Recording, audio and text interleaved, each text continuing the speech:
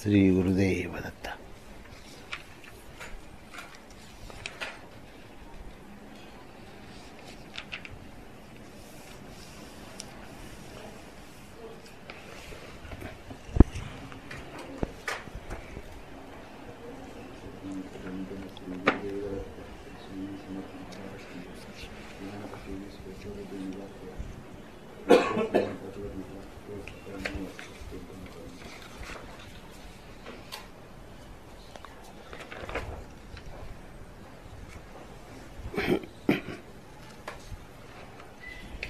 सदा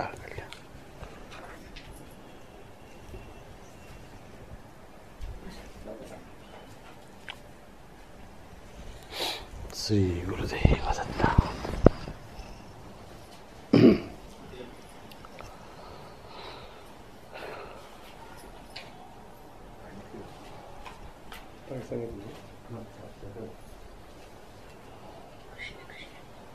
अवधूत चिंतन श्री गुरुदेव दत्त.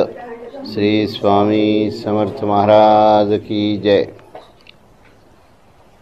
तो आपला 5वा अध्याय चालू आहे आणि 5व्या अध्यायाचा जो विषय आहे मुख्य तो कर्मसन्यास योग असं त्याचं शीर्षक आहे. आणि हा विषय सुरू करण्याचं जे प्रयोजन हे अर्जुनाच्या प्रश्नामध्ये होतं की अर्जुनाचा प्रश्न असा होता की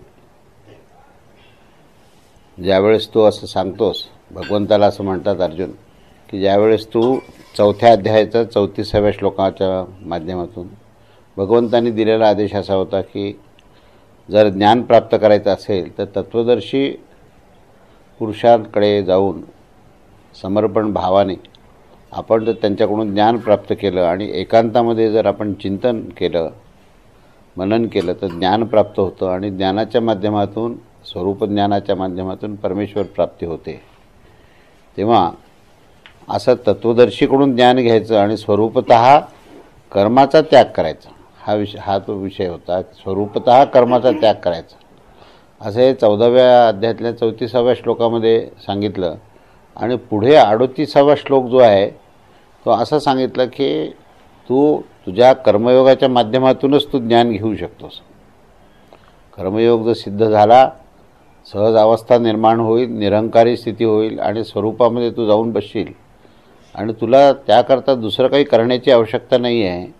तर तू तुझा कर्मयोग सिद्ध कर. आणि त्यानंतर 42व्या श्लोकामध्ये शेवटचा जो श्लोक आहे 4व्या अध्यायाचा, त्याच्यामध्ये असं सांगितलं की आता तू तुझ्या युद्धाच्या कामाला तू उठ, तुझं कर्तव्य करायला उठ, बाकी सगळ्या गोष्टीचा त्याग कर आणि स्वधर्म सिद्ध कर. तेव्हा 34वा श्लोक, 38वा श्लोक आणि 42वा श्लोक या 3 श्लोकांकडे जर आपण पाहिलं 4व्या अध्यायाच्या, तर तुम्हाला असं स्पष्ट लक्षात येईल की 2 वेगवेगळ्या प्रकारचे सिद्धांत त्यांनी मांडलेत का काय असा एक आभास होतो. की एक सिद्धांत जो आहे तो असा की ज्ञान प्राप्त झालं की काही मिळवायचं नसतं, काही करायचं नसतं आणि कर्माचा स्वरूपतः त्याग करायचा असतो. आणि दुसरीकडे असं सांगतात की कर्मयोगाशिवाय ज्ञानच प्राप्त होऊ शकत नाही. एवढंच नव्हे तर तू आता युद्धासाठी उभा राहा आणि युद्ध करायला सुरू कर. हेच तुझं कर्तव्य आहे. या दोन गोष्टीमुळे जो काय मानसिक गोंधळ झाला आणि ह्याच्यातून प्रश्न निर्माण झाला अर्जुनाचा की हे भगवंता, तू स्वरूपतः जर कर्माचा त्याग करावा असं जर तू सांगून ज्ञान हे सर्वश्रेष्ठ आहे असा सिद्धांत जेव्हा तू मांडला, तर परत मला तू कर्म करण्याकरता शेवटच्या परत श्लोकामध्ये मला जो आदेश दिलास की हे युद्ध कर तू, आणि कर्मयोगासारखी श्रेष्ठ गोष्ट काही नाही, कर्मयोगातूनच ज्ञान प्राप्त होईल, अशा प्रकारचाही सिद्धांत मांडला. तर ह्या दोन वेगवेगळे सिद्धांत असल्यामुळे माझा मानसिक गोंधळ झालेला आहे. आणि त्यामुळे मला मनात असा प्रश्न निर्माण झाला आहे की श्रेयस्कर मार्ग कोणता आहे, कर्मयोगाचा आहे का ज्ञानयोगाचा आहे, या दोन्हीमध्ये श्रेष्ठ काय आहे असा प्रश्न विचारला. आणि त्याच्यातून हा कर्मसन्यास योगाचा हा विषय निघाला. आता कर्मसन्यास या शब्दाचाही मी विस्ताराने अर्थ सांगितला आहे, थोडीशी पुनरावृत्ती करतो की कर्मसन्यास या शब्दामध्ये कर्म आणि संन्यास असे दोन शब्द आलेले आहेत. त्यामुळे कर्म हा क्रियाप्रधान, आचरणप्रधान, आणि संन्यास हा शब्द जो आहे हा सांख्ययोगाला धरून किंवा ज्ञानाला धरून आहे. कारण संन्यास हा शब्द वापरला की त्या ठिकाणी धारणेचा संबंध येतो. वैराग्याची धारणा ही संन्यासाची मुख्य लक्षण आहे, आणि ही धारणा जी आहे ही ज्ञानप्रधान असते. त्यामुळे संन्यास हा शब्द हा सांख्ययोग किंवा ज्ञानयोगाला धरून आहे, आणि कर्म हा शब्द जो आहे आचरणाशी संबंधित आहे. म्हणून आचरण आणि ज्ञान ह्या दोन गोष्टीशी संबंधित असल्यामुळे या दोन्हीमध्ये श्रेष्ठ काय आहे, ज्ञान श्रेष्ठ आहे का आचरण प्रधानता श्रेष्ठ आहे, असं ह्या प्रश्नाचं स्वरूप आहे. म्हणजे आपल्याला प्रश्नाचं स्वरूप जर कळालं तर भगवंतांनी त्याचं खूप विस्ताराने उत्तर आपण पाहिलं. आता आपण जवळजवळ 9 श्लोक आपण पाहिले, त्याच्यानंतर दुसऱ्या श्लोकापासून ते 9व्या श्लोकापर्यंत भगवंत उत्तर देत आहेत. त्याच्यामध्ये दुसऱ्या श्लोकापासूनच भगवंतांनी सांगायला सुरुवात केली की अगदी तुलना जर करायची झाली ना, तर तुलना जर करायची झाली तर कर्मयोगासारखं श्रेष्ठ काहीच नाही. कर्मयोगाच्या माध्यमातूनच सर्व काही प्राप्त होऊ शकतं. त्यामुळे कर्मयोग हा सर्वश्रेष्ठ आहे इथून सांगायला सुरुवात केली. आणि त्याच्यानंतर 4थ्या श्लोकामध्ये असं सांगितलं की योग आणि सांख्य ह्याच्यामध्ये भेद मानणं ही बालबुद्धी आहे म्हणून सांगितलं. दोन्हीमध्ये जो भेद आहे, म्हणजे 4था जो श्लोक सांगितला त्या 4व्या श्लोकामध्ये काय सांगितलं की अरे ह्या दोन्हीमध्ये भेद काहीच नाही आहे. श्रेष्ठ कनिष्ठतेचा तो प्रश्न विचारलाच म्हणून मी कर्मयोगाला प्राधान्य देतो आहे, परंतु तसं जर पाहिलं तर जर त्याचा परिणाम जर पाहिला तर दोन्हीचा सारखाच आहे. दोन्ही गंगा आणि यमुना नदी मिळाल्या तर नंतर जी तयार होते ना, त्याच्यामध्ये तुम्हाला यमुनेला वेगळं नाही काढता येत, गंगेला वेगळं नाही करता येत. आणि परिणामतः ती गंगा सागरामध्ये जाऊन मिळते, पुढे समुद्रात जाऊन मिळते. त्यावेळेस त्या सागरामध्ये मिळालेले जे काही जल आहे त्याला तुम्हाला त्याच्यातून वेगळेपण असं काही करता येणार नाही. तर त्यामुळे परिणाम जो आहे ना, हा परिणाम सारखाच आहे, परमेश्वर प्राप्ती आहे.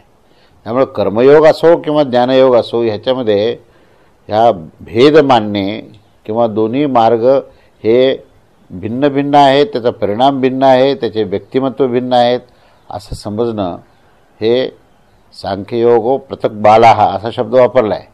सांख्य म्हणजे ज्ञान आणि योग म्हणजे कर्म, कर्मयोगालाच योग हा शब्द वापरला आहे वारंवार. तेव्हा दोघांमध्ये भेद मानणे हे बालबुद्धीचं लक्षण आहे.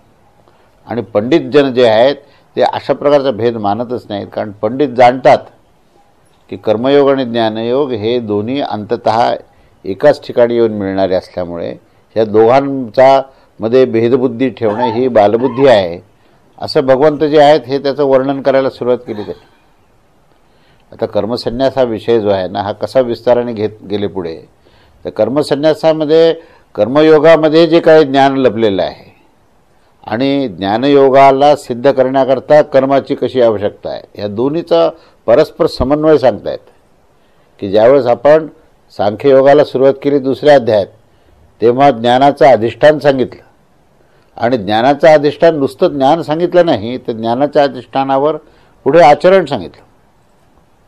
म्हणजे भगवद्गीता जर आपण काय ग्रंथ आहे ह्याचं जर आपण एका शब्दात जर सांगायचं झालं तर भगवद्गीता म्हणजे आचरणशास्त्र आहे. आणि जेव्हा आचरणशास्त्राचा विस्तार केला जातो तेव्हा आचरण कसं करायचं तर शास्त्राच्या आधारावर करायचं, ज्ञानाच्या आधारावर करायचं. ज्ञानाधिष्ठित आचरण हा विषय हा भगवद्गीतेचा मुख्य विषय आहे.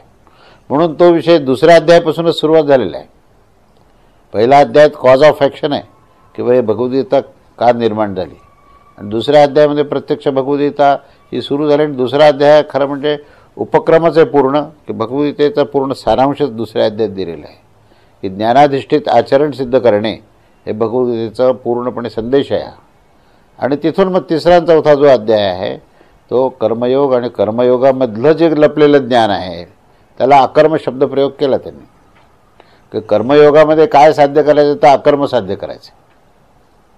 कर्मयोगात काय साध्य काय आहे तर ह्या सर्व वस्तू, पदार्थ, संग्रह, संपत्ती, भोग, ऐश्वर्य या सगळ्या गोष्टीपासून तुम्हाला अलिप्त व्हायचं आहे. आणि आपल्यामध्ये असलेला जो कर्तृत्वभाव, भोक्तृत्वभाव, ज्ञातृत्वभाव, हा जो मी करता, मी भोगता, मी ज्ञाता हा जो भाव आहे ह्या भावाचा त्याग करायचा आहे. आणि वस्तुपदार्थ याच्या आसक्तीचा त्याग करून कर्तव्यभावाने कार्य करत राहायचं आहे. आणि कर्तव्यभावाने कार्य करत राहिला तर प्रकृती संबंध विच्छेद हा परिणाम सांगितला. परिणाम काय सांगितला की प्रकृतीशी आम्ही जे आसक्त आहोत त्या आसक्तीचा त्याग हा कर्मयोगाचा प्रभाव आहे. आणि त्याच्या तुलनेत जर ज्ञानयोगाचा जर विचार केला पुढे चौथ्या अध्यायामध्ये कर्म, अकर्म, विकर्म असं सांगत असताना अकर्म या शब्दाला अतिशय महत्त्व आहे की ज्या ठिकाणी कर्तृत्व भावाचा अभाव झालेला आहे. जेव्हा मी करता हा विषय संपलेला आहे त्यावेळेस कर्माचं रूपांतर अकर्मात झालं. अकर्म हा जो शब्द आहे ना हा कर्मयोगातला ज्ञानप्रधान शब्द आहे. कर्मयोगात काय ज्ञान लपलेलं आहे तर अकर्म हे लपलेलं आहे.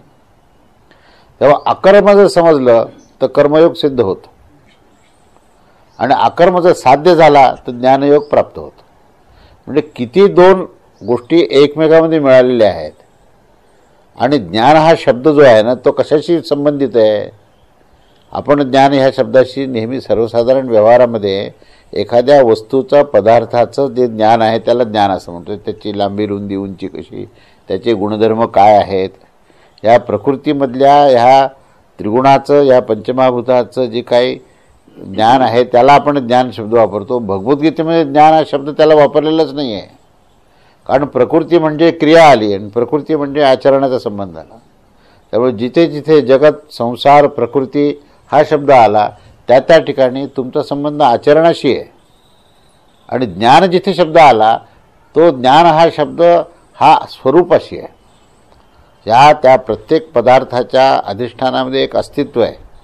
अस्तित्वाच्या आधारावर आविष्कार असतो. आपलं हे स्वतःचा सुद्धा विचार आपण जेव्हा करू तेव्हा आपलं एक अस्तित्व आहे आणि एक आविष्कार आहे. देह हा आविष्कारामध्ये येतो आणि अस्तित्व जे आहे ते अखंड असतं, त्याच्यात परिवर्तन नाही. जो लहानपणी असलेला जो मुलगा असतो ना त्याचं काय जे नाव ठेवलेलं असेल ते तोच वृद्धावस्थेपर्यंत तोच मुलगा असतो. म्हणजे त्या नावाच्या अस्तित्वाला ही सातत्य आहे, अखंडता आहे, कंटिन्युटी आहे त्याची. परंतु जर देहाचा विचार केला तर लहानपणी असलेला जो कोणी व्यक्ती आहे त्या व्यक्तीच्या देहाचा एक पेशीही राहिलेली नाही. म्हणजे आपण त्याला जर अस्तित्व मानलं असतं तर अस्तित्व नष्ट झालं असं म्हणावं लागेल. पण आपण तरी त्याचे आई वडील, मित्र, सहकारी, आप्तस्वकीय त्याला त्याच नावाने ओळखतात आणि तोच तो आहे म्हणतात. असं म्हणत नाही की हा तो नव्हेच, तो लहानपणचा तो वेगळाच आणि हा आता नवीन वेगळा आहे असं नाही म्हणत. म्हणजे काहीतरी एक अखंड अस्तित्व आहे. ते अखंड अस्तित्व ते ज्ञानप्रधान आहे. ज्ञानाचा संबंध या अखंड अस्तित्वाशी आहे. ज्ञानाचा संबंध हा त्यालाच स्वरूप असं म्हटलेलं आहे. स्वरूप हे अखंड आहे. स्वरूप याचा स्वरूपाचा कधीही नाश होत नाही. स्वरूप जे आहे हे त्यालाच आत्मतत्व म्हटलेलं आहे. त्या आत्मतत्वाला उत्पत्ती, स्थिती आणि लय नाही आहे. त्याच्यामध्ये कुठेही परिवर्तन नाही आहे. पण आपल्याला उदाहरणामध्ये किंवा आपल्याला व्यवहारामध्ये, अनुभवामध्ये हे जर आपल्याला सिद्ध करायचं असेल तर आपल्याला पटकन सांगता येणार नाही, कारण जे जे आपण पाहतो ना ते सगळं परिवर्तनशीलच आहे. मग अखंड अस्तित्व आम्हाला जाणवायचं कसं काय? अखंड अस्तित्वाचं आम्ही ज्ञान कसं प्राप्त करायचं हा प्रश्न निर्माण होतो ना. म्हणून पहिलं उदाहरण मी हे देतो की तुमच्या स्वतःच्याच अस्तित्वाचा विचार करा की ते कधीतरी अशी तुमची अवस्था झाली आहे का की तुम्हाला असं वाटलं की आता आपलं अस्तित्व नाही. आणि असं नाही जरी वाटत असलं, नाही ज्याला वाटतं ना त्याचंच अस्तित्व असतं. सुख आणि दुःख ह्या दोघांचे अनुभोक्ता जो आहे की नाही तो सुख आणि दुःखाच्या पेक्षा भिन्न असतो, म्हणूनच अनुभोक्ता आहे. भूतकाळ, वर्तमान काळ आणि भविष्यकाळ तीन काळाची व्याख्या आम्ही करतो आणि तिन्ही काळाचा अनुभव आम्ही घेतला असं म्हणतो. तेव्हा तिन्ही काळाचा अनुभोक्ता जो आहे की नाही तो काळाच्या पलीकडे असल्याशिवाय कसा घेणार अनुभव? अनुभव घेण्याकरता ज्याचा अनुभव घ्यायचा आहे ना त्याच्यापेक्षा तुम्ही भिन्न पाहिजे. म्हणून तुम्ही कालातीत आहात. आणि जर कालातीत आहात तर काळाचा प्रभाव तुमच्यावर होत नाही. पण तुम्ही काळाला पकडलेलं आहे, काळाला आसक्त झालेला आहेत, पदार्थाला आसक्त झालेला आहात. त्याच्याशी तुम्ही संबंध ठेवल्यामुळे तुम्हाला असा भास होतो की तुम्ही काल होता, आज आहात आणि उद्या तुम्ही असणार आहात. त्यावेळेस परिवर्तन आहे. काल मी फार दुःखी होतो, आज मी सुखी आहे आणि उद्या मी कसा राहणार आहे याचा माझी चिंता चालू आहे माझी. वस्तुतः ह्या घटनेचा, ह्या वस्तूचा आणि या देहाचा तुमचा काडीचाही संबंध नाही. तरीही पण मनुष्य त्याच्यामध्ये आसक्त असल्यामुळे तो म्हणतो मी सुखी आहे, मी दुःखी आहे, माझं भविष्य असं घडणार आहे, माझा भूतकाळ असा होता. त्यामुळे मी आणि माझा ह्या ज्या दोन गोष्टी आहेत ह्या दोन गोष्टीचा संबंध तोडण्याकरता कर्मयोग आहे आणि तो तुटल्यानंतर जे प्राप्त आहे तो ज्ञानयोग आहे. अशा प्रकारे हे कर्मयोग आणि ज्ञानयोग ह्या दोघांचा समन्वय इतका अतूट आहे की त्याला पृथक मांडणं ही बालबुद्धी आहे म्हणून सांगून टाकलं. आता श्रेष्ठत्व आणि कनिष्ठत्वाचा प्रश्न हळूहळू स्वतःच भगवंत कमी करतात, पण पहिल्या दुसऱ्या श्लोकात सांगतात. पहिल्यांदा ठासून सांगतात की कर्मयोग हा श्रेष्ठ आहे, याच्यात काही शंका बाळगू नकोस. कारण नुसतं जर शब्दज्ञान असेल आणि जर आचरण शून्यता असेल ना तर ती फार भयंकर गोष्ट आहे म्हणून सांगितलं. त्या ह्याच्यामध्ये योग वशिष्ठामध्ये वशिष्ठ ऋषीने ते सांगितलं आहे की सर्वत्र ब्रह्म आहे असं सांगणारा मनुष्य फार डेंजरस असतो म्हणून सांगितलं. आणि त्याला काही अनुभव नसतो, तो नुसतंच फक्त शब्दज्ञानाने सांगत असतो. त्याच्यापेक्षा आचरण करा, त्याच्यापेक्षा प्रत्यक्ष तुमचं कर्तव्य करत राहा, ज्ञानाचा उद्भव मधून होईल. ज्ञान ही स्वयंभू गोष्ट आहे, ती काही निर्माण करायची गोष्ट नव्हे. त्यामुळे त्याला फक्त त्याचं संशोधन करायचं आहे. ज्ञान आहे, ज्ञानाचं संशोधन आहे, पण संशोधन कशाचं होतं? जे आहे त्याचंच होतं ना. जे नाही त्याचं संशोधन कसं होईल? जे नाही त्याची निर्मिती होते. जे नाही त्याची निर्मिती होते, जे निर्माण होतं त्याचं संशोधन होत नाही आणि ज्याचं संशोधन करायचं आहे ते निर्माण होत नाही. पण संशोधन त्याचंच होतं जे ज्ञानप्रधान आहे. म्हणून ही ज्ञानप्रधानता जी आहे ना ती प्राप्त जर करायची असेल तर तुम्हाला कर्मयोगाशिवाय पर्याय नाही. कारण क्रिया करावीच लागेल, आचरण सिद्ध करावंच लागेल.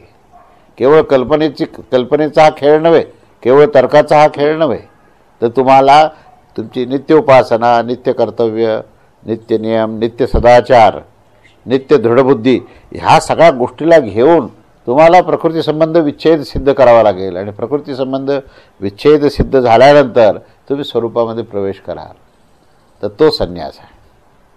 आणि स्वरूपामध्ये सिद्ध झाल्यानंतर तो अकर्म स्थितीमध्ये जातो आणि क्रिया जी आहे ही स्वयंभू होते, ती होत राहते. आणि क्रियेचा संबंध हा प्रकृतीशी आहे आणि अक्रिय तत्व हा आत्मतत्वाशी. आणि दोघं परस्परांमध्ये समन्वित आहेत परंतु आसक्त नाहीत. म्हणून मागच्या वेळेस आपण 8वा आणि 9वा श्लोक जो आपण पाहिला त्या 8व्या आणि 9व्या श्लोकामध्ये विषय जो आहे तो कर्मयोगी कसा वागतो या संदर्भात तो 8वा आणि 9वा श्लोक होता. आणि त्याच्यामध्ये भगवंतांनी वर्णन केलं की कर्मयोगी कसा आहे. तर कर्मयोगी जो आहे तो मला वाटतं 7व्या श्लोकामध्ये कर्मयोगाचं वर्णन आहे, 8व्या आणि 9व्यामध्ये सांख्ययोगाचं आहे. तर 7व्या श्लोकामध्ये कर्मयोगाचं लक्षण काय सांगितलं की जो जितेंद्रिय आहे, जो विशुद्धात्मा आहे आणि जो संपूर्ण प्राण्यामध्ये एकच आत्मतत्वाला पाहतो आणि आपलं जे आचरण आहे ते सर्वभूत हितरतः सर्व प्रत्येक प्राणीमात्राच्या हिताकरता जो कर्म करत असतो आणि तो कशामध्ये लिप्त होत नाही, असा तो कर्मयोगाचं वर्णन, हे कर्मयोगी कसा आहे हे सांगताना कर्मयोगाचं महत्त्वही त्याच्यामध्ये सांगितलं. आणि त्याच्यानंतर 9वा आणि 10वा जो श्लोक आहे तो ज्ञानयोगाच्या संदर्भात. कारण हा कर्मयोगाचं वर्णन केल्यानंतर त्यांनी कर्म आणि ज्ञानाची तुलना करण्याकरता म्हणून त्याची जे काही ज्ञानेंद्रिय आहेत, कर्मेंद्रिय आहेत, ह्याच्या माध्यमातून जे काही कार्य होत असतं ते कार्य हे प्रकृतीच्या माध्यमातून होतं अशी ती धारणा असते त्याची. आणि तो स्वतः जो आहे तो परमेश्वराशी अभिन्न असतो. कारण जो कर्ता कर्मिता भगवंत आहे ही भूमिका ठेवून त्या प्रकृतीच्या माध्यमातून भगवंतच हे कार्य करतोय ही धारणा ठेवून जो स्वतःच्या स्वरूपामध्ये अखंड असतो तो ज्ञानयोगी आहे. तर असा या कर्मयोगाचा आणि ज्ञानयोगाचं वर्णन आपण 8व्या आणि 9व्या श्लोकामध्ये पाहिलं आणि 10व्या श्लोकाची आपण सुरुवात केली. 10व्या श्लोकामध्ये जो विषय हा त्याच्याच पुढचा जो विषय मांडला तो कर्मयोग आणि ज्ञानयोग ह्या दोन्हीच्याही पुढे जो परमेश्वराशी समर्पण भावनेने जो भक्तीशी युक्त झालेला आहे. त्यामुळे 10वा श्लोक जो आहे ना हा भक्ताच्या लक्षणाचं प्रामुख्य त्यामध्ये दिलेलं आहे की भक्त कसा असतो. की आता हा जो 10वा श्लोक आहे या 10व्या श्लोकाचं आपण त्याचे शब्द काय ते बघूया. 10व्या श्लोकाचं भगवत अर्पण बुद्धीने कर्म करणाऱ्यांची आणि कर्मप्रधान कर्मयोगाची प्रशंसा झाल्यानंतर पुढे आत्मशुद्ध होण्याकरता तो भक्त कसा असतो याचं वर्णन हे 10व्या श्लोकामध्ये केलेलं आहे. 10वा श्लोक असा आहे की ब्रह्मणी अध्याय कर्वाणी संगम त्यक्त्वा करोति यः लिप्यते न सह पापेन पद्मपत्रम इव अंबसा. आता या ठिकाणी यह म्हणजे जो पुरुष. आता हा जो पुरुष आहे तो जो हा जो शब्द वापरला यह हा जो शब्द वापरला हा शब्द जो आहे त्या भक्तयोगी जो भक्तीचा योग ज्यांनी प्राप्त केलेला आहे त्याच्याकरता यह हा शब्द वापरला आहे. आणि पुढे त्याचं वर्णन असं केलं आहे की जो संपूर्ण कर्माला परमेश्वराच्या चरणाशी अर्पण करतो. तिथे समर्पण भाव आहे. पूर्णपणे जे कर्म करणार आहे ते परमेश्वराच्याच प्रित्यर्थ करतोय. भाव तिथे कसा आहे की प्रत्येक कर्म हे त्याच्याकरता करायचं आहे मला, हा भाव आहे. त्यामुळे स्वाभाविकच त्या कर्मफलाच्या आसक्तीचा त्याग हे वेगळा करण्याची प्रक्रिया घडलेलीच नाही आहे. कारण क्रियाप्रधानता असताना सुद्धा धारणेमध्ये तिथे समर्पण आहे. सांख्ययोगामध्ये धारणा कशी आहे स्वरूपात जाऊन बसलेला आहे तो. आणि भक्तीमध्ये काय आहे की धारणा जी आहे ही सगळं तुझं आहे आणि तुझंच तुला मी अर्पण करतोय. इथे जी धारणा आहे तू भगवंत आहेस आणि मी भक्त आहे ही धारणा. आणि मला जे काही मी करणार आहे ते तुझंच तुला द्यायचं आहे मला. म्हणून हा देह किंवा या देहाच्या संबंधात असलेल्या ज्या काही गोष्टी आहेत ह्या सर्व गोष्टी तुझ्याच आहेत आणि तुझ्याच गोष्टी ही तुलाच मी अर्पण करतोय. या आचरणाच्या माध्यमातून, या अर्चनाच्या माध्यमातून, ह्या क्रियेच्या माध्यमातून प्रत्येक कर्म जे आहे हे कर्म मी तुझ्या चरणाशी अर्पण करतोय अशी ही त्याची ही धारणा आहे. ह्या धारणेने युक्त असलेला जो आचरण करतो त्याला भक्त असं म्हटलेलं आहे. भक्तामध्ये सुद्धा क्रियाप्रधानता आहे, कर्मयोगामध्ये सुद्धा क्रियाप्रधानता आहे. पण ह्या दोघांमध्ये काय भेद आहे. भक्तामध्ये जो आहे तो भगवंताच्या अस्तित्वाची अखंड जाणीव आहे आणि समर्पण भाव आहे की मी जे कर्म करतो ते तुला समर्पण करतो. आणि कर्मयोगामध्ये जो आहे तो हे जे काही करायचं आहे ते ह्या सर्व जीवाच्या हिताकरता करायचं, जगताच्या हिताकरता करायचं. आता तिथे बघा क्षेत्र कसं आहे, दोन्ही ठिकाणी भगवंत आहेत. भगवंताचं सुद्धा वर्णन करताना किती शब्द प्रयोग केलेले आहे वेदांतामध्ये किंवा भगवद्गीतेमध्ये. एक शब्द वापरला आहे ब्रह्मतत्व, एक शब्द वापरला आहे परमात्मा आणि एक शब्द वापरला आहे भगवंत. आता बघा या 3 शब्दाचा एक थोडंसं आपण जर थोडी तुलना जर केली ना तर या तिन्ही योगाचा संबंध येईल आपल्याला. जिथे ब्रह्मतत्व वापरलं आहे की नाही तिथे निर्गुण निराकार तत्व आहे. त्या ठिकाणी तो सांख्ययोगी किंवा ज्ञानयोगी झाला तो. कारण तो स्वरूपाशी जेव्हा एकरूप होतो त्यावेळेस त्याचा गुणाचा संबंध राहतच नाही. तो गुणातीत होतो त्यावेळेस तो जेव्हा स्वरूपात जातो त्या स्वरूपालाच ब्रह्म असं म्हटलेलं आहे. जेव्हा परमात्मा हा शब्द वापरला तेव्हा परमात्मा जो आहे हा या कर्मयोगाशी संबंधित कसा येतो तर परमात्मा हा शब्द जो आहे हा सगुण आणि निराकार आहे. पहिला निर्गुण निराकार आहे आणि दुसरा सगुण निराकार म्हणजे सर्वव्याप्त परमेश्वर आहे. सर्वत्र प्रत्येक जीवमात्रामध्ये तो ईश्वर आहे अशी धारणा ठेवून त्या प्रत्येक जीवमात्राच्या हिताकरता जेव्हा तो कर्म करतो त्यावेळेस त्याची सगळ्या प्रकृतीची संबंधाची सगळी आसक्ती हे नष्ट होते. तिथे कर्मयोग सिद्ध होतो. बघा 3 शब्द आणि 3 योग. त्या ठिकाणी त्याची जी धारणा आहे ना ही धारणा कशी आहे की हे सगळं जे काय करायचं आहे हे सर्व जगताच्या कल्याणाकरता करायचं. म्हणून संत जर तुम्ही पाहिले तर संत नेहमी जगताच्या कल्याणाकरता काम करत असतात.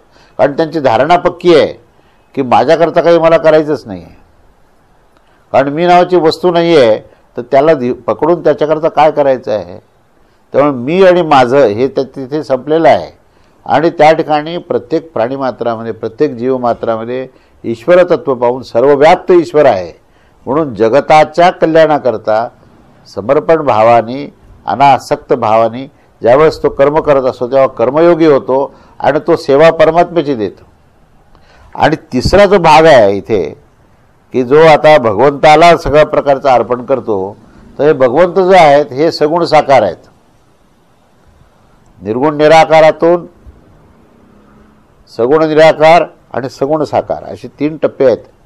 आणि हे 3 टप्पे चढत्या क्रमांकात आहेत. लक्षात घ्या.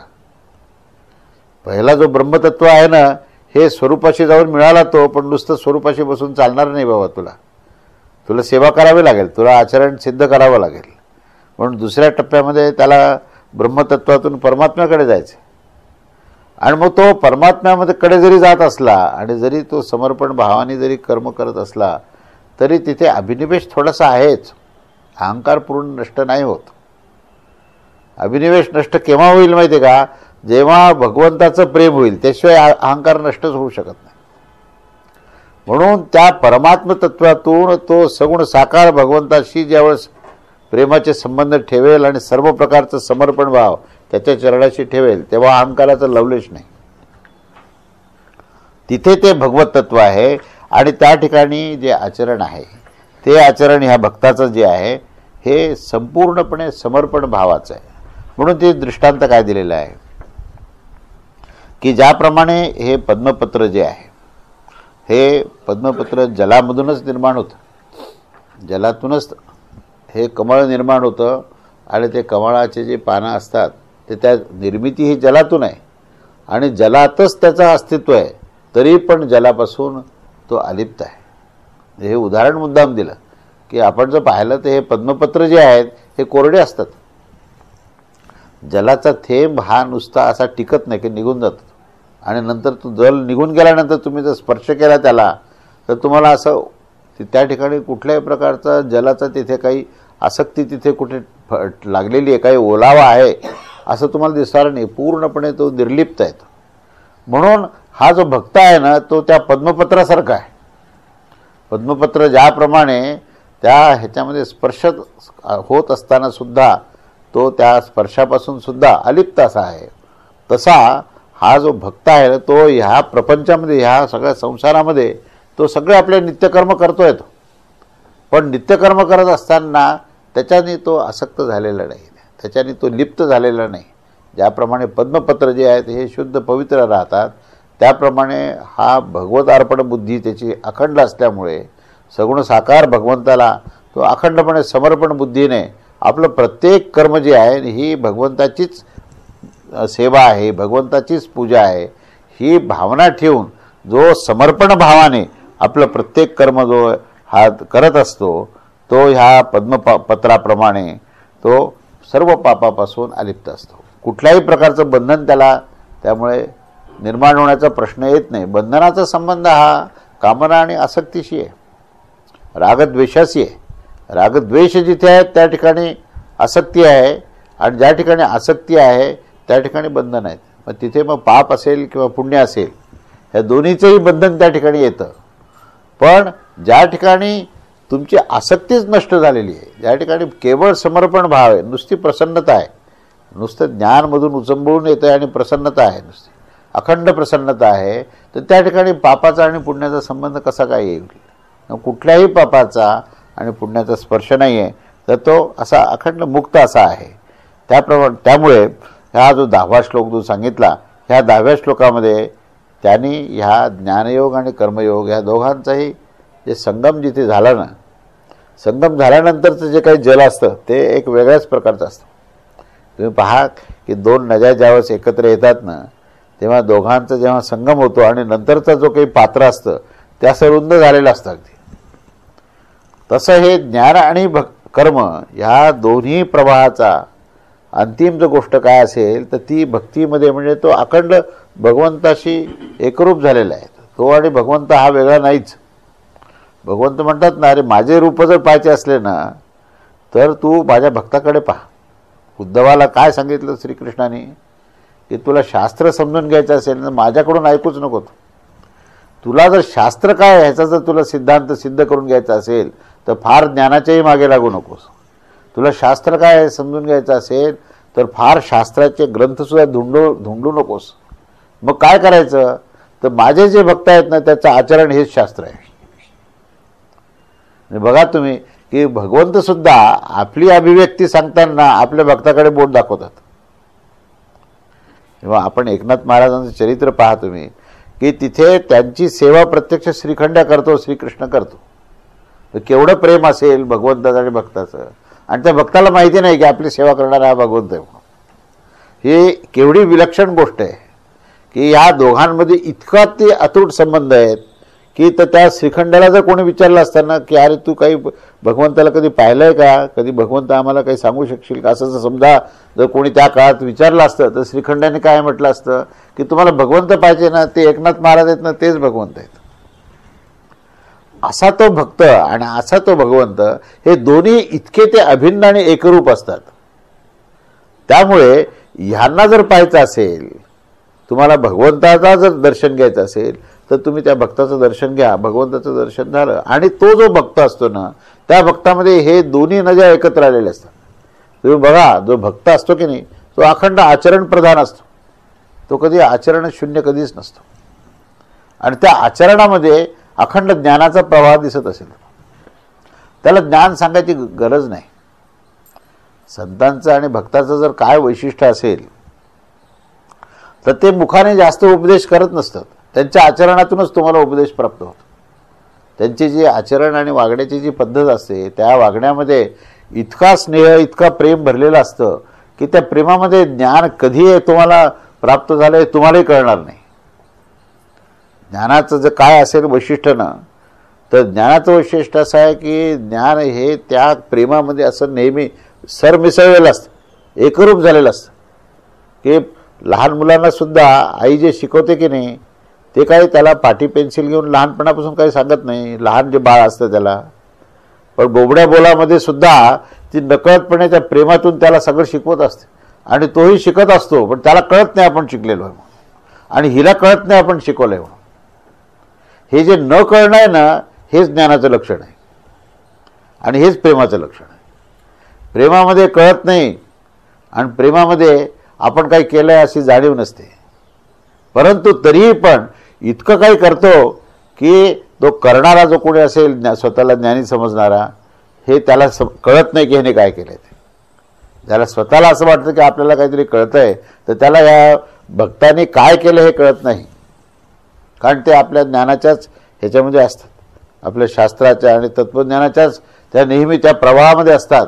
त्यामुळे त्यांना हे जे भक्त असतात की ह्यांचा जो सहज भाव असतो, सहज भावामध्ये, सहज स्थितीमध्ये, प्रेमामध्ये ती इतकं काही सगळ्यांना देत असतात, आणि लोकही इतके काही घेत असतात की घेणाऱ्यालाही कळत नाही आपण काय घेतलंय आणि देणाऱ्यालाही काही कळत नाही आपण काय घेतलंय.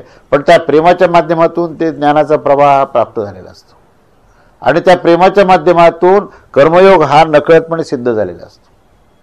बघा, म्हणजे कर्मसन्यास सांगत असताना श्रीकृष्ण भगवंतांनी हे भक्तीचं कसं काय त्याच्यामध्ये अंकुर हळूच टाकलं आहे. नाही तर कोणी म्हणेल बा कर्मसन्यासाचा आणि भक्तीचा काय संबंध आहे. पण 10वा श्लोक जर पाहिला ना तर कर्मसन्यास म्हणजेच भक्ती आहे. बघा, विलक्षण.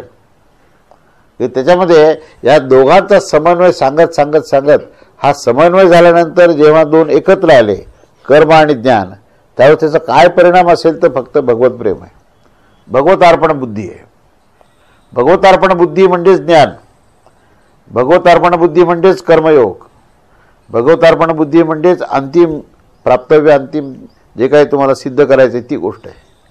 मग भगवत अर्पण बुद्धीमध्येच कर्मसन्यास कसा आहे हे सांगत असताना कर्मसन्यास हा विषय असा काय फुलवतात ते की आपल्याला कुठेतरी आपण त्या ठिकाणी शब्दामध्ये अडून जायची गरज नाही, की आपल्याला फक्त ते भक्ताचे लक्षणच फक्त समजून घ्यायचे आहेत. भक्ताच्या लक्षणामध्ये त्यांनी ज्ञान सांगून टाकलं, भक्ताच्या लक्षणामध्ये कर्मयोग सांगितला आणि ते जे लक्षण काय सांगितलं की संबंध कर्म जे आहेत हे भगवंताच्या चरणाशी समर्पण भावाने अखंड, म्हणजे पूजा ही वेगळी नाहीच. सकाळची तर पूजा करा तुम्ही भगवंताची, काय अष्टगंध वगैरे काय व्हायचं ते सगळं करा, पण त्याच्यानंतरचा जो भाग आहे तो त्याच्यापेक्षाही महत्त्वाचा आहे. कारण काय होतं पुष्कळदा की आम्ही पूजा केली ह्या अहंकारामध्ये सुद्धा मनुष्यामध्ये इतके काही दोष निर्माण होतात की आम्ही सकाळी उठतो, आम्ही इतके वाजता करतो आणि बाकीचे कोणी करत नाहीत. ह्या भावनेतून जो अपपर भाव निर्माण होतो ना तो महाकठीण आहे सुटणं. काय पण ते अर्चन पूजनाचा भाव संपल्यानंतर जे आचरण सुरू होतं ना ते फार महत्त्वाचं आहे. त्याच्यानंतर जो दिवस सुरू होतो, मग कोणी कार्यालयात जाईल, कोणी काय त्याचं व्यवसायामध्ये जाईल, जे काय असेल ते, आणि त्यावेळेस जे काही तुम्हाला भिन्न भिन्न प्रकारचे माणसं तुमच्या संपर्कात येतील तेव्हा तुमचं जे आचरण आहे, तुमचं जे काही कर्म आहे त्या कर्मामध्ये जर समर्पण भाव झाला की नाही तर तुम्ही सगळं मिळवलं. तिथे पूजा खरी सुरू व्हायला पाहिजे. म्हणून पूजा ही संपणारी गोष्ट नव्हेच. अर्चन पूजन जे आहे हा विषय काही अमुक एक अर्ध्या तासाचा 1 तासाचा आहे असं समजायचं कारण नाही. कारण तिथे धारणेचा विषय आहे, तिथे आचरणाचा विषय आहे, तिथे जीवन प्रणालीचा विषय आहे त्या ठिकाणी. त्यामुळे जीवन प्रणालीमध्येच हा समर्पण भाव असेल आणि भगवंताला अखंड समर्पण भावामध्ये प्रत्येक कर्मामध्ये जर ती धारणा असेल की आपलं कर्म जे आहे हे त्याच्याकरताच आपण करतोय आणि त्यालाच अर्पण करायचं आहे, ही जर तुमची धारणा जर पक्की झाली तर त्या धारणेमध्येच आपोआप कर्मयोग आणि ज्ञानयोग येतो. म्हणून इथे जो कर्मसन्यास सांगितला आहे ना, हा कर्मसन्यास सांगत असताना कर्मयोगाचा सिद्धांत आणि ज्ञानयोगाचा सिद्धांत ह्या दोघांमध्ये कसा समन्वय आहे. प्रश्न जो आहे तो भेदातून निर्माण झाला आहे आणि उत्तर सांगता सांगता 10 श्लोकापर्यंत आपण कुठे आलो बघा. 10 श्लोकामध्ये सांगताना पहिल्यांदा कर्मयोग श्रेष्ठ सांगितला आणि पोहोचले भक्तीपाशी. पोहोचले कुठे, आता अजून पुढे तर फार विस्तार, अजून फार छान असा विषय आहे तो पुढे. तर 10व्या श्लोकापर्यंत आपण जो पोहोचलो ना तर त्या संगमाच्या स्थानावर आलो आपण, की जिथे समर्पण भाव आहे, ज्या ठिकाणी भगवंताशिवाय दुसरं काही आहे ही भावनाच नाही आहे आणि प्रत्येक जीवमात्रामध्ये भगवंताचं दर्शन आहे. कारण एकच जर तत्व आहे असं समजलं तर दिसणारा भेद जो आहे तो तुम्हाला विचलित करू शकत नाही. भेद आहे असं समजलं तर भेद आहे आणि नाही समजलं तर कशाचा भेद आहे. अवेद्यता ही धारणेमध्ये येते, अभेद्यता ही बाह्य प्रकृतीमध्ये येऊ शकत नाही. माणूस काय करतो, अभेद्यता प्रकृतीत पाहायचा प्रयत्न करतो आणि गोंधळून जातो ना. समता विषमता हा विषय सुद्धा हा अशाच प्रकारचा आहे की समता ही धारणेत असली पाहिजे, विषमता तर बाह्य प्रकृतीच्या आविष्कारात असणार, म्हणून विचलित व्हायचं कारण नाही. हाताने जी क्रिया करायची ती पायांनी करू शकत नाही, डोळ्याने जे पाहायचं आहे ते कानाने जे आहे पाहू शकत नाही, म्हणून विचलित व्हायचं काय कारण आहे. पण या सगळ्याला धारण करणारा जो जीवात्मा आहे की नाही तो साम्य स्थितीमध्ये आहे ना. तो जितका डोळ्यात आहे तितकाच कानात आहे, जितका कानात आहे तितकाच हातात आहे. तिथे विषमता नाही आहे. ती समता जर समजली तर विषमतेने विचलित व्हायचं कारण नाही. नाहीतर माणूस काय करतो की विषमता आहे म्हणून विचलित होतो आणि विषमतेमध्ये साम्य पाहायचा प्रयत्न करतो आणि गोंधळून जातो. तोच गोंधळ चालू आहे सध्या, जो चालू आहे गोंधळ आपल्या सगळ्या पूर्ण आपण समाजामध्ये पाहतो. तर ते विषमतेमध्ये समता आणण्याचा प्रयत्न आहे. आणि त्या ठिकाणी तुम्ही ज्ञानापासून विपरीत झाले, तुम्ही कर्मयोगापासून विपरीत झाले आणि ज्ञानयोग कर्मयोग जर तिथे नसेल तर भक्ती येणार कुठं? काही लोक काय म्हणतात की नाही बुवा आम्ही नाम घेतो, आम्हाला बाकीच्याची काही गरज नाही. काय नामामध्ये सगळं काही आलेलं आहे. काही काही सिद्धांत असे असतात की त्या सिद्धांताचा उपयोग मनुष्य आपल्या आळसाकरता करतो. ठीक आहे, एखाद्या अतिवृद्ध लोकांनी समजा नाम हातात जपाची माळ घेऊन नाम घेत असलं तर समजू शकतो. पण तरुण मुलांनी ते जर म्हणाले की आम्हाला गरजच काय बाहेर जाऊन आचरण करण्याची, अरे तुझी अवस्था काय आहे, तुझा आश्रम काय आहे, तुझा वर्ण काय आहे, तुझा स्वधर्म काय आहे, तुझं स्वकर्तव्य काय आहे, याच्याबद्दल काहीही जाणीव नाही. हातात माळ घ्यायची आणि म्हणायचं की बा अमुक अमुक, ते सुद्धा वयाच्या 7व्या वर्षी त्यांनी संन्यास घेतला होता, मलाही संन्यास घ्यायचा. कशा करता? आत्ताच समोर असलेल्या परिस्थितीला टाळण्याकरता. म्हणून तिथे ना कर्मयोगाची माहिती आहे ना ज्ञानयोगाची माहिती आहे आणि भक्तीचा तर प्रश्न येतच नाही. तर हे सर्व समजण्याकरता म्हणून कर्म काय हे समजलं पाहिजे, कर्मसन्यास म्हणजे काय समजलं पाहिजे आणि कर्मसन्यासाच्या माध्यमातून भगवंत काय आहेत हे जाणलं पाहिजे. कारण विषय कसा आहे, हा कर्मातून ज्ञानात आहे, पुन्हा ज्ञानातून कर्मात आहे आणि कर्म आणि ज्ञानातून भक्तीकडे आहे. प्रवाह कसा चालू आहे हा प्रवाह आपल्याला समजला पाहिजे. मुख्य जो विषयाचा प्रवाह आहे आणि त्याचा संबंध आपल्या जीवनाशी कसा आहे.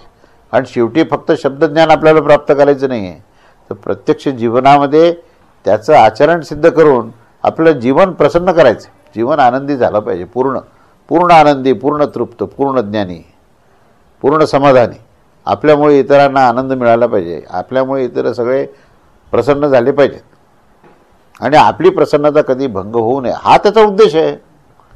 उद्देश विद्वत्ता प्राप्त होणे मुळीच नाही. कोणी म्हणेल की बाबा ह्या हे ग्रंथ तुम्ही का अभ्यास करता, कशा करता प्रवचन करता, की अजून जास्त विद्वान निर्माण व्हावेत, मुळीच नाही. विद्वान निर्माण झाले तर पंचायत होईल जास्त. त्याच्यापेक्षा चांगले माणसं जर निर्माण झाले आणि चांगले प्रेमळ माणसं, स्नेही माणसं जर निर्माण झाले, परस्परांना सहकार्य करणारे माणसं निर्माण झाले तर भगवद्गीतेचा उद्देश सफल झाला. भगवद्गीतेचा उद्देशच हा आहे की चांगला माणूस निर्माण व्हावा. भगवद्गीतेचा उद्देशच हा आहे की जीवन जे आहे समृद्ध व्हावं, सर्व दृष्टीने तो माणूस समृद्ध झाला पाहिजे, ह्याच्याकरता भगवद्गीता आहे. आणि ह्या उद्देशाने हा कर्मसन्यास. कारण शब्द मोठे गमतीदार असतात. संन्यास म्हटलं की डोळ्यासमोर एक भगवे वस्त्र नेसलेला व्यक्ती दिसतो आपल्याला. संन्यास म्हणजे नेमका कशाचा त्याग आणि नेमका कशाचा स्वीकार हे माहीत नसल्यामुळे तो भगवे वस्त्र. आणि काही लोक तर म्हणतात की भगवद्गीतेचा अभ्यास जास्त करू नका बरं तरुण मुलांना. का बरं? हिमालयात निघून जातील म्हणे. अहो हिमालयात जाऊन हे भानगडी करतील ते जर गेले तर. त्यामुळे विषय त्यांनी हिमालयात जाण्याचा नाही आहे, त्यांच्या वृत्तीपालटेचा आहे. त्यांची जी धारणा आहे ती बदलली पाहिजे, नाही ती हिमालयात गेल्यामुळे अजून गोंधळ वाढेल. त्यामुळे विषय तो नाही आहे. आणि तुमची जी भीती आहे ना की भगवद्गीता घरामध्ये ग्रंथ ठेवला किंवा तरुण मुलांनी भगवद्गीतेचं अध्ययन केलं तर ते कुठेतरी संन्यासी होतील. आणि कर्मसन्यास तर मुळीच सांगू नका. कर्मसन्यास सांगितला तर ते पूर्ण संन्यासी होतील. शब्दच माहिती नाही की कर्म काय आणि संन्यास काय आणि भक्ती काय. या शब्दाचा सखोल अर्थ त्याचा कळाला आणि त्याचा संबंध आपल्या नित्यजीवनाशी, नित्याचरणाशी काय हा जर समजला तर निश्चितच माणसाचं जीवन हे समृद्ध होईल. तर अशा प्रकारे हा 10वा श्लोक जो आहे हा भक्तिप्रधान असलेल्या व्यक्तीचे काय लक्षणं आहेत त्याचा दृष्टांतासहित हा सांगितलेला आहे. त्याच्यानंतर पुढे 11वा श्लोक जो आहे तो भगवंतानी कर्मयोगी व्यक्तीचं कर्म करण्याची काय शैली आहे ह्याच्यावर सांगितलेलं आहे त्याने. आणि ती कर्मशैलीचा खूप विस्ताराने हा विषय मांडला आहे 11व्या श्लोकामध्ये. तो श्लोक असा आहे की कायेन मनसा बुद्ध्या केवल्यैः इंद्रियैः अपि योगिनः कर्म कुर्वन्ति संगम त्यक्त्वा आत्मशुद्धये. कर्मयोगी हा ममत्व बुद्धीने केवळ इंद्रियानी, मनानी, बुद्धीने, शरीराच्या द्वारे सर्व प्रकारच्या आसक्तीचा त्याग करून अंतःकरणाच्या शुद्धीसाठी सर्व कर्मे करतो. उद्देश सांगितला आहे कर्मयोगाचा. अशुद्ध अंतःकरण असतं ते शुद्ध करण्याकरता, म्हणून कर्मयोगाचं फक्त हे आहे, दुसरं काही त्याचं कारण नाही. ते अशुद्ध अंतःकरण म्हणजे नेमकं काय, आणि कर्मयोगामुळे अंतःकरण शुद्ध होतं म्हणजे नेमकी काय प्रक्रिया होते, असा तो विषय जो आहे तो विस्ताराने आपण पुढच्या रविवारी बघूया. अवधूत चिंतन श्री स्वामी समर्थ महाराज की जय.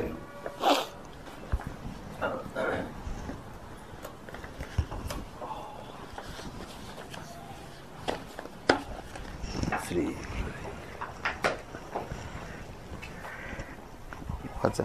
ओव्या ज्ञानेश्वरीच्या.